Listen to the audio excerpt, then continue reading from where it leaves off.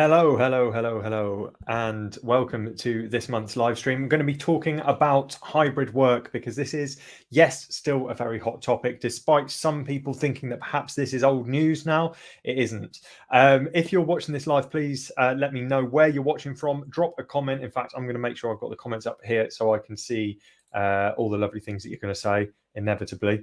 So let me know where in the world you're watching from, and give me a wave and send some likes, some love hearts. Hit those reaction buttons on LinkedIn if you're watching on there, and the like button on YouTube if you are watching on there. If you've got any questions as we go along, please drop those in the comments as well. Any comments, if you want to tag any friends in who you think would be interested in this topic, if they lead a team, a hybrid team, or a remote team, or a team who are making their way back to the office from being remote, anything like that, please tag them in the comments or share this as well.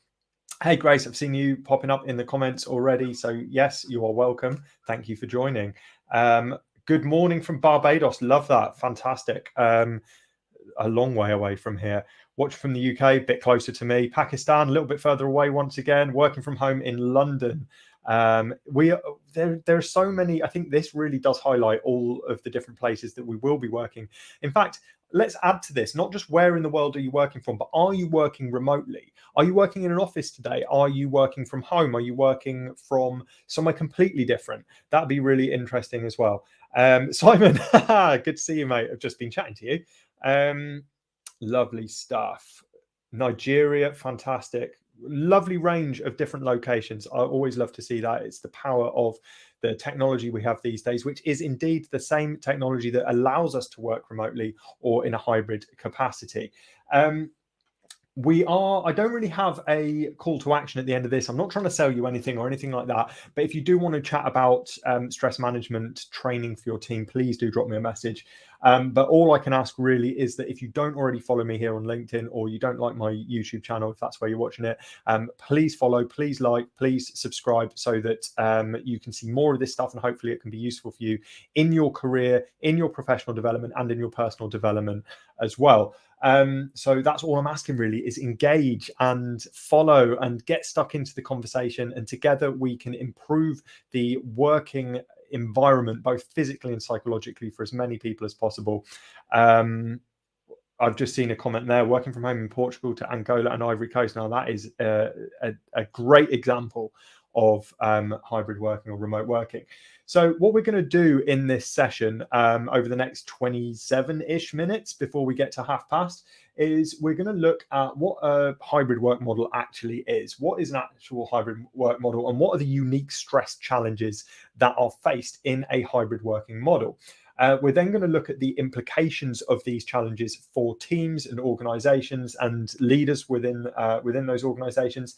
And then for the last kind of two sections, we're going to look at the core skills, leadership skills that would be beneficial for leaders to have when managing stress in a hybrid team, and also the practical strategies. So the skills, first of all, and then the strategy, some practical stuff that you can take away and implement within your team so that you can foster resilience and manage stress in that hybrid working environment.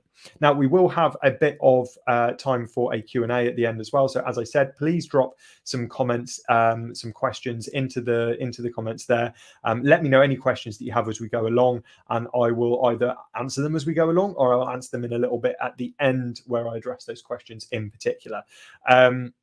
Cool, lovely stuff. So as I said, let's get started with what hybrid work actually is. What does the hybrid work model mean, and what are the unique stress challenges faced in that kind of model? In fact, if you work in a hybrid model, please can you drop in the chat the challenges that you face? Please can you let us know in the comments, what are you facing? What challenges do you face working in a hybrid model? If you don't work in a hybrid model, but perhaps you've done in the past, please let me know what challenges you faced there. Or if you've never experienced it, what do you imagine might be the challenges of working in a hybrid model if that was something that you moved into in the future? Hybrid work model is, we had a very heavy focus for a long time on working on site in the office. When the COVID pandemic hit all those many moons ago, over 3 years ago now, companies were forced to go fully remote, if they could, of course. And although we'd had the technology to do so, the video conferencing and asynchronous communication tools that we've had for a long, long time, a lot of companies hadn't been utilizing them, but then they had the hand forced, and we suddenly went from being 100% in the office to 100% remote. As things opened back up again over the past couple of years, the general consensus has been that we need more flexibility. Most people in the workforce around the world are now looking at how different working strategies and different working environments and working patterns, whether that's to do with time but also to do with location, suit them and allow them to do their best work. So what we're seeing is a lot of organizations trying to bring people back to the office, but a lot of individuals going, well, hey, actually, I don't know now. I've had the taste of this and I'm actually able to balance my life much more effectively. And I've got more freedom, but I'm still able to do my job as effectively, if not more effectively. Why should I come back to the office? And it is quite a challenging situation. In fact, I wrote an article which has just gone up this week on HR Exchange Network. If you go to my profile, I will be sharing it in the next couple of days. I don't believe I've shared it yet, but HR Exchange Network is a great network, a great website. So if you look them up and look up Jay Unwin on there, you'll be able to find my most recent article, which is about managing the move back to the office, because a lot of HR managers, HR professionals are struggling with that. So a lot of workplaces are adopting a hybrid model where they are trying to get the best of both worlds. That might mean that certain roles are 100% in the office, certain roles are 100% remote, and other roles are a balance of the two, a blend of the two, depending on what is appropriate for that role, for the industry, and for the individual. Seen a couple of comments coming up. Going to the office is stressful, less productive social interactions, energy draining. I've actually found something quite similar, Laura. I had a role for 6 months where I was originally completely remote, and then that changed to being 3 days remote and 2 days in the office. And I found I got so much less done when I was in the office. Not everyone is the same, but that's something I've definitely found. Divya, I will connect with you. Just seen that link. If we're not already connected, I will connect with you. So feel free to drop those in. If you want to network in the comments, go for it.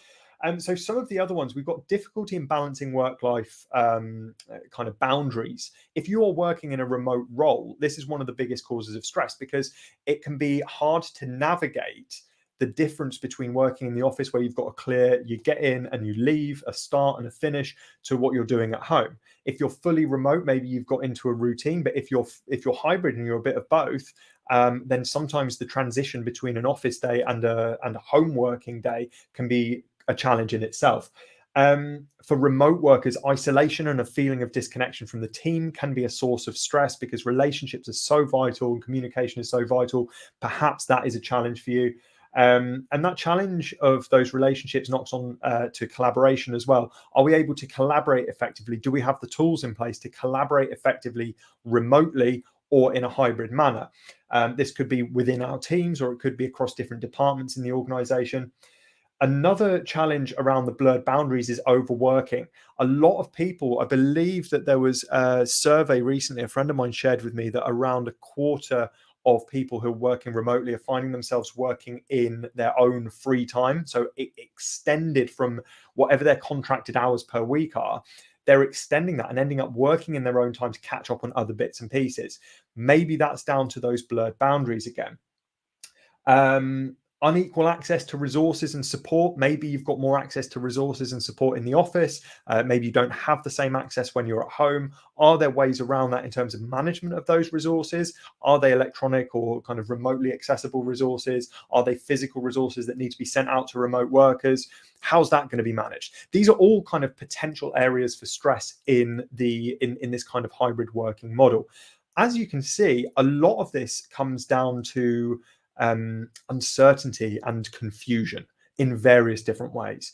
And so the implications of these challenges and how these stressors impact the performance of the team and the performance of individuals is really key to understand.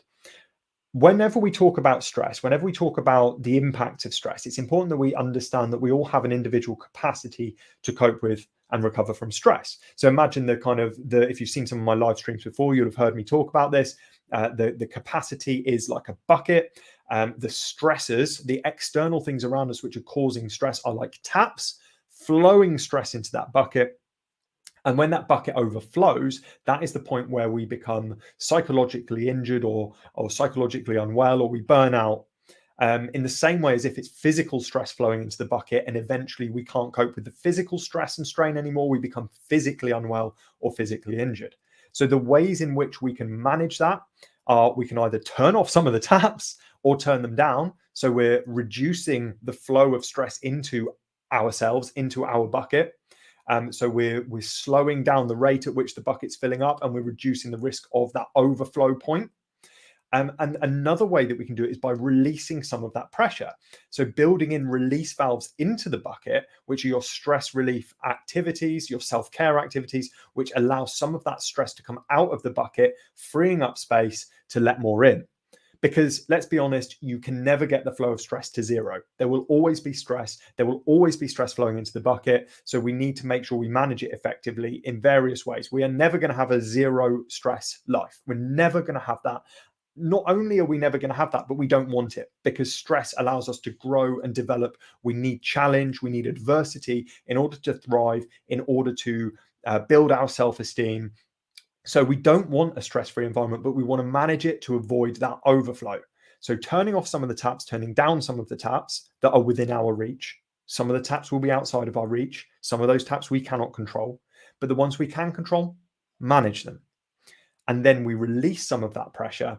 And then the third way is by reinforcing the bucket, getting a bigger bucket. That's our resilience. And that actually happens as a result of managing what's going in and what's coming out. If we naturally do that, then kind of by default, the capacity will improve. In the same way as if we put our body under physical stress and then allow it to recover, we get stronger and we get fitter. In the same way, if we are under mental or emotional stress and we allow for recovery and we let that pressure out, we will become mentally and emotionally fitter and stronger. Okay, so hopefully that is kind of makes sense. If that makes sense, hit that like button, hit those love hearts and those reactions and those claps and all those lovely things that you've got in front of you. And definitely leave me a comment if that makes sense. But if it doesn't make sense, please leave me a comment as well, and I'll try and explain it again. I've just seen a comment from Julia, working to reduce information overload in her organization. Has anyone else addressed information overload specifically? Not specifically, but I'd love to chat to you about that separately. So we've got a bit more time. I'm well aware of time, and I've only got kind of another quarter of an hour on this. But Julia, I would love to chat to you about that, because information overload, we can only process so much data. And if we're being bombarded with information all the time, it can be so overwhelming. And a lot of the information that we're throwing at our teammates is not actually important. It's not mission critical. And really, it's increasing what they have to wade through to get to the important stuff. So I definitely would love to chat to you about that, Julia. Please drop me a DM, and we can have a little call and a coffee and talk about that specifically. Now, if the stress buckets of each individual are reaching the limit because of all the stress that's coming in from hybrid work and managing boundaries and not having access to resources and all of those potential things, that bucket is filling up faster and faster and faster. If that bucket is filling up faster and faster and faster and it's getting towards the top, your people are going to have less capacity to do the work that they are contracted to do. You as a leader are going to have less ability to lead effectively because your bandwidth is reduced by all of this other stuff going on through your hybrid work. So the performance overall as a team goes down. If people are burning out, if they're reaching that overflow point, then the cost of replacing those people, the cost of helping and supporting those people is very, very large. If you're replacing someone, you're looking at around 300% of their annual salary just to replace them, due to lost productivity, training, recruitment costs, and so on. So there's that, but there's also just the reduced performance. So there are higher costs, but there's also reduced profit due to reduced revenue, because people just aren't performing in whatever area, whether that's marketing, sales, operations. That is going to reduce that income line as well. So there is a huge amount, not just at the personal level, at the human level of going, hey, we want to look after these people, which I know you want to do, but it impacts the organization as well, because the people are what drive the business forward. Innovation will be stifled because people who are stressed cannot innovate. There's all of this stuff going on. So this is why we want to manage hybrid working effectively so that we can get the benefits of hybrid work without those extra stresses. So what are the core stress management core stress management skills for leaders in this hybrid working environment? Well, there's 4 particular things I want to draw out, and these are leadership skills which are important in any area, but I think that these really come into their own when it comes to hybrid work, and I think these are things that we really need to focus on. So if you're a leader or you have a leader that you want to send this video to, and you want them to kind of have a look at this with regards to managing a hybrid team, these are the 4 things that you should consider. Number 1 at the top of the list, always for me, is communication. Communication is the foundation for everything else. Regular and clear communication can bridge the gap between on-site and remote workers. Managing communication effectively is so powerful. We have tools now that we can communicate just as effectively remotely and asynchronously. You know, if people have different working patterns, someone works late in the evening and you're working during the day, you can still communicate with them effectively because we have all kinds of stuff, whether it's the basic stuff like emails and stuff like that, or we have Slack channels and we have things like Notion where we can collaborate on projects. Clear and open communication is vital. Whatever tool you use, whatever system you use, it's not about the system as such. The systems are great and the features are wonderful, but it's how you use them. And it's your willingness to be open and honest and clear and compassionate in your communication, understanding, assuming positive intent, and collaborating in that way leads to a huge increase in trust. And if you all trust each other, it doesn't matter where in the world you're working, you can operate as a unit. So communication is the first one. The second one, which I touched on there when I said about compassionate communication, is empathy. Empathy is such an important leadership skill now. Gone are the days of old school, harsh leadership. We are in an era of compassionate, empathetic leadership now. That's what people expect, and it gets the best results. So when I talk about empathy, what I mean is understand the unique challenges that each of your team members may be facing. Someone who's working 1 day in the office, 4 days at home is going to face different challenges to someone who's working 3 days in the office, 2 days at home. Someone else who's working part-time, fully remote, someone else who's working full-time, always in the office. Everyone's going to have different challenges. And even if they had the exact same working pattern, they are going to have different stressors going on in their personal lives, different capacities to deal with that stress, different coping mechanisms. And the more empathy we can have as leaders, the better we can have that communication, like we talked about, the more we can build that trust and the more valued people will feel. In order for people to do their best work, in order for people to be innovative and high performing, they need to feel safe, they need to feel secure, they need to trust the people around them, they need to trust their leaders. And in order to do that, they need to feel heard, and empathy is how they feel heard. The third point, so we've had communication, we've had empathy. The third skill is flexibility. Adapting your leadership style to suit the needs of each of these various team members based on what you've learned about their particular needs and their requirements and their challenges. So understanding through empathy, but then adapting and being flexible with the way you lead so that you can deal with those things that you've learned. It's no good being empathetic and learning about all these different challenges of the different people in your team, but then choosing the exact same leadership methods and strategies based on, your stock. This is just what I always do, regardless of who it is. Adapt your leadership style to suit the person that you're speaking to. And finally, strategic stress management. This is one of the pillars of one of the 6 core principles of the philosophy around stress management that I've been putting together, the next evolution, which I'm really excited to be introducing over the coming weeks. I can't give you the name yet because I'm still waiting on the trademark to come through. But strategic stress management is a big part of this philosophy. Implementing strategies to help your employees, to help your team members manage their stress effectively. Now, this will be at a systemic level, but also at a personal level. There's a big focus on personal things that we can do to manage our stress. And it may be tempting to look at each of these individual people and say, well, this is what you need to do to manage your stress. But there are things we can do as leaders to change stress at that environmental level. Remember the taps we were talking about in the stress bucket? only so many of those taps are available to each of those individuals to turn them off themselves. You as a leader actually control some of those taps yourself. So you have the conversation, you have the empathy, you change your leadership style, and then you have that open and honest communication so that your direct reports can say to you, this is where the stress is coming from, this is what's challenging me, it's access to resources, or it's this, or it's boundaries, I'm getting this, this is happening. And they can't change that, but maybe you can adjust the way that you lead, or adjust the workload, or the type of work, or the style of communication, or the number of meetings, so that there is less flowing into that bucket for that person.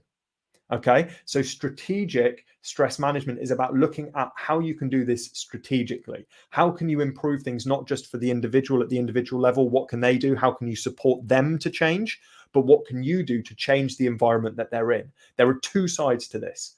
There is individual stress management, but there is also systemic stress management. We have to take responsibility for that as leaders. What we do will impact everyone who is working as part of our team. Hopefully this is making sense so far, and that gives you a few bits that you can consider practically. The last little bit before we have a Q&A, so remember, if you've got any questions, please drop those into the chat.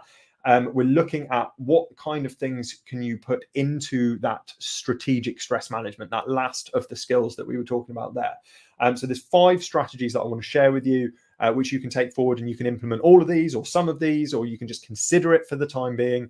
But remember, if you don't change anything, nothing changes. So if you want to manage stress more effectively in your team, it's going to pay off to at least pick something here to act on. All right. So these are some practical leadership strategies for managing stress in a hybrid workplace. Number 1, promoting a culture of work-life balance. Promoting a culture of work-life balance. And this comes from the top. This comes from leadership. If you want your team to manage their stress effectively by having good boundaries and managing that work-life balance, guess what you need to do? You need to manage your work-life balance. And it can be especially challenging for managers because not only are you doing your job, but you're also managing a team on top of that as well. That middle management position is quite a tricky one because you've got greater responsibility, but you still have the workload. However, if you want to do your best work, if you want to really thrive and grow your career, you need to avoid burning out. Now, it seems kind of obvious, but you do need to address this and learn it as a skill.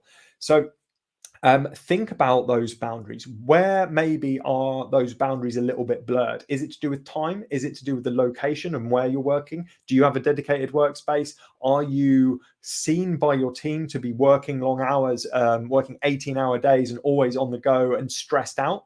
Because if you are, no matter what you say to them, they're still going to emulate you. If they see themselves as being quite ambitious and they want to end up in a managerial position, they're not going to listen to what you say. They're going to look at you and they're going to say, well, that person did this, they act in this way, and that's what I need to do if I want to become a manager as well. So you need to lead from the front and manage your work-life balance. And that is where the culture of work-life balance starts growing, starts developing, starts being cultivated. It's something which takes time, but it happens through modeling that behavior, encouraging your team to take their paid time off, encouraging team to go and have proper downtime at the weekends, take their work emails off their phones. All of these things can really have a big impact. And that ties in with the second strategy, which is encouraging regular breaks and downtime. So regular breaks could be the fact that you've got your weekend, have that as downtime. You've got your evenings, have that as downtime. Don't be doing work, just switch off. Don't let it spill over into everyday life, but also regular breaks throughout the day improve performance. So encouraging your team not to just be sat at the desk for 4 hours, then a lunch break, then another 4 hours, but actually opening things up and saying, right, get up, move around, go outside, have a walk, include walking meetings, things like that, but have these breaks so that you're changing the scenery and it allows for some of that stress to be relieved, that level in the bucket to drop so that the capacity remains there to deal with the stuff that you need to do. The third point, so we've had promoting a culture of work-life balance. Second point was encouraging regular breaks and downtime. The third one is providing resources for stress management, such as mindfulness tools or training. So yes, you need to create these cultures. Yes, it's about working practices, but also there's so much value in training people in how to manage stress. Now, it's most important to do this training with managers. It's most important to do this training with leaders because that has a bigger ripple effect. Obviously, I do training in this. If you're interested in kind of stress management training, then obviously drop me a line. I said I'm not going to be salesy on this. That's not what this is about. This is about giving you value. But if you need extra help and you want that support, I would love to help you out.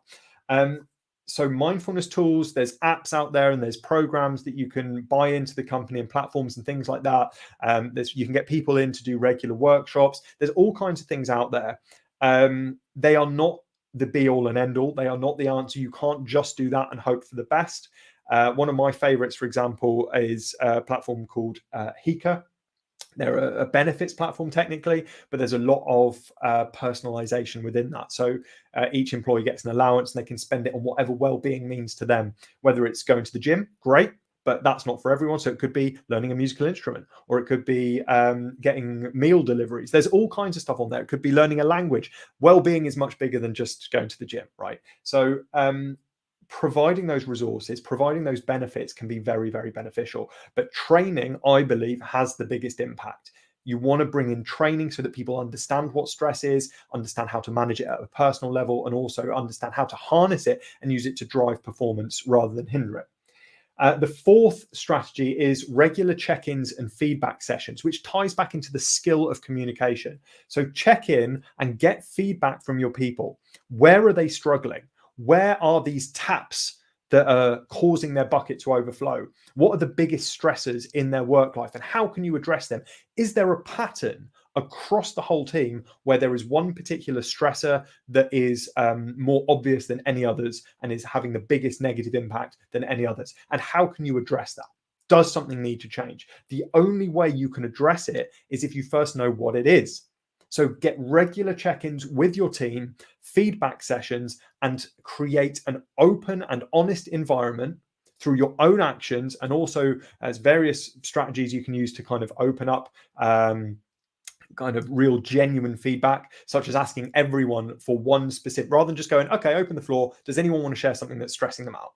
Rather than saying that, say, right, everyone share one thing. And then that one person who's got a real significant problem isn't going to feel singled out. They're not going to feel like they have to put their hand up and say the thing, but you're going to go around the room and just say, like, share one thing that you feel is a source of stress in your working life. And that way, no one gets drawn out and everyone feels more open and comfortable. And you as the leader can even go first.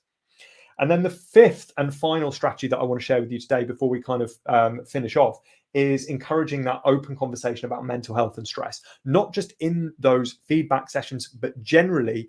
Make it a part of the way you operate, that it is okay to talk about stress, and that sometimes we are under a lot of stress. Sometimes we are tipping over into an area where our performance is impacted.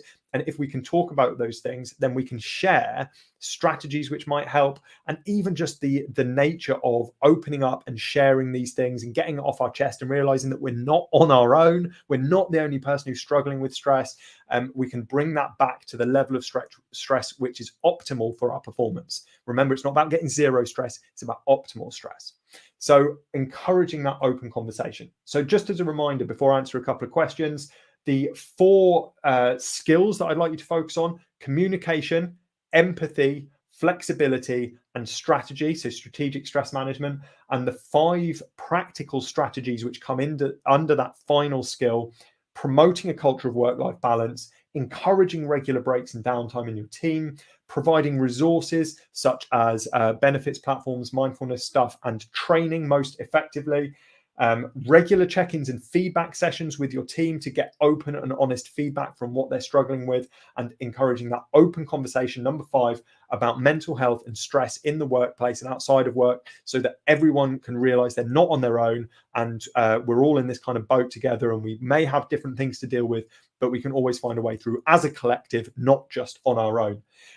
So we're at 1:30. I'm just going to have a quick look in the comments to see if there's any questions that need answering. Laura, my leaders push for going back to the office several days a week. Those of us who haven't are being left behind. Less visibility, less access to information, and being overlooked for projects or promotions. Sorry to hear that, Laura. Again, I'd love to chat to you about this more specifically, but I think it's a tricky one. But opening up a genuine open conversation with your direct manager and saying, this is what's happening. and I'm finding this very difficult to deal with. And I don't think it's fair that we are being left behind just because of the way we're working, just because we're not in the office. We need to fix this so that those of us who are working remotely or in a hybrid way do not get left behind, and we are still able to give our absolute best. If you frame it in the context of doing your best for the organization, doing your best work, thriving, seeing the company succeed, then managers are much more open because you start speaking their language. Now, I know that's not what it's all about, but you've got to meet people with where their priorities are. And leadership will often be thinking about the business trajectory. And if you can frame it in terms of the business trajectory, you're more likely to get some traction with saying, these are the resources I want to do my best work. I want to see this organization succeed. I want to help take this to the next level. This is what I need in order to do that. Please, can you provide me with it? Then you can start getting a conversation around that. If you want any help with that, Laura, please drop me a DM. More than happy to have a chat with you directly. Jennifer, do you think it's possible to teach empathy? What if it doesn't come naturally to a manager to care? It's a tricky one with this. Empathy is it is something that can be taught. It is something that can be developed as a skill. Now, I don't necessarily believe it's something which that someone doesn't have at all, unless, if we're looking at kind of psychopaths and sociopaths, we're going into a whole other bit of territory there. By the way, I've been watching the series Hannibal recently. So talking of psychopaths, really good series, quite dark. But with empathy, I think it's more about uncovering it and remembering it. That person as a child probably had empathy. Most children do, but they may have forgotten how to exercise that.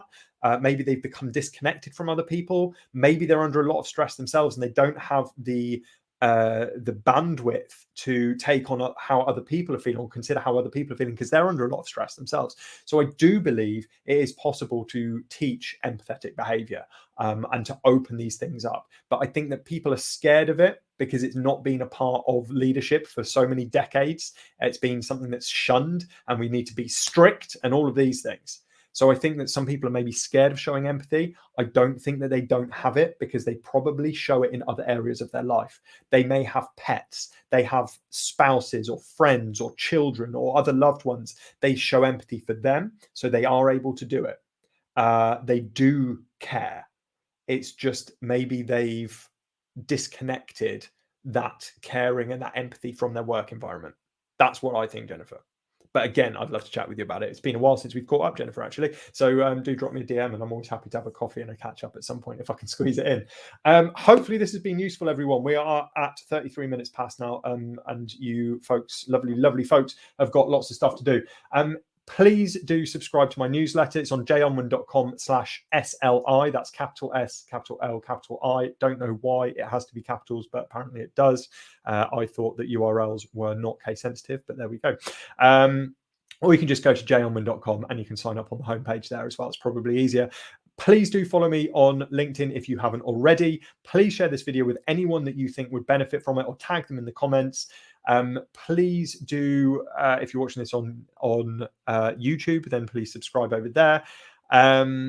And if you want to chat about any of this stuff, if I can be of any assistance whatsoever with regards to stress and stress management for you as an individual or for your team, please drop me a DM and we can chat about it. I really am grateful for you joining me. Thank you so much. Let's keep spreading the word. Please engage with as many of my posts as you can. Let's get the conversation around stress and stress management to be as loud as possible so that more and more organizations take note and make this open and honest and people feel more comfortable talking about stress because it's not a dirty word. It's not even necessarily a bad thing. It's all about the level it's at. Let's manage our stress more effectively as individuals. Let's help other people, support other people. Let's create environments which manage stress most effectively. And I think we will all thrive much better and society will benefit as a result. Maybe I'm an idealist, but that's how I see it. Thank you once again. Have a fantastic rest of your Wednesday. Have a fantastic rest of your week. Big love to all of you. Look forward to chatting to you in the DMs and in the comments. Love you all.